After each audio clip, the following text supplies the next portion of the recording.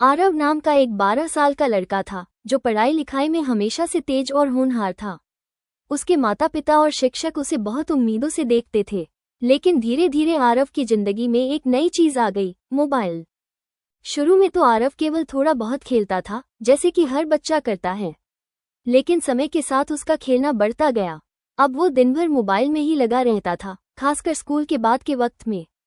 उसके दोस्त उससे मिलने आते, खेलने का बुलावा देते, लेकिन आरव अब बाहर खेलने में कोई दिलचस्पी नहीं दिखाता था।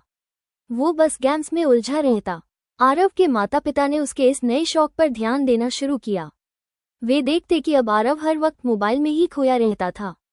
उसकी पढ़ाई पर भी असर पड़ने लगा।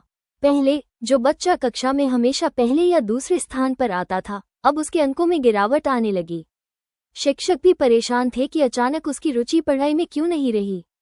एक दिन उसके शिक्षक ने उसे समझाने की कोशिश की, लेकिन आरव ने उनकी बातों को अनसुना कर दिया। उसके दोस्तों ने भी उसे बाहर खेल में शामिल होने के लिए बुलाया, लेकिन उसने मना कर दिया और अपने कमरे में जाकर गेम्स खेलने लगा।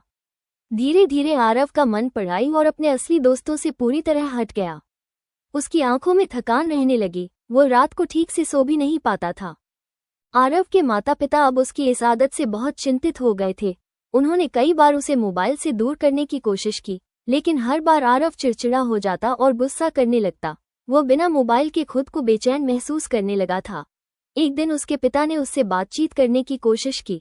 उन्होंने प्यार से उसे समझाया कि मोबाइल गेम्स केवल समय बर्बाद करते हैं और उसके स्वास्थ्य पर भी असर डाल रहे हैं, लेकिन आरव ने इस बात को अनसुना कर दिया और रात भर गेम खेलता रहा।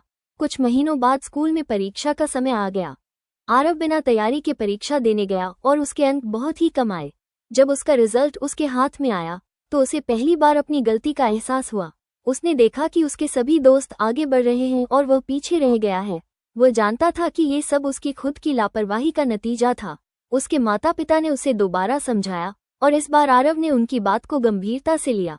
उसने खुद से वादा किया कि वो मोबाइल गेम्स पर अपने समय को सीमित करेगा और फिर से अपनी पढ़ाई और खेलकूद में ध्यान लगाएगा। धीरे धीरे आरव ने अपनी दिनचर्या को बदलना शुरू किया। उसने मोबाइल गेम्स का समय केवल 1 घंटे तक सीमित कर दिया और बाकी समय पढ़ाई और खेलकूद में बिताने लगा। कुछ ही महीनों में उसने अपनी पुरानी पहचान वापस पा ली। उसके अंक फिर से बढ़ने लगे और उसके दोस्तों के साथ भी उसके रिश्ते मजबूत हो गए। अब आरव समझ चुका था कि मोबाइल गेम्स सिर्फ मनोरंजन का साधन है और उसकी असली दुनिया स्कूल, दोस्तों और परिवार के साथ है।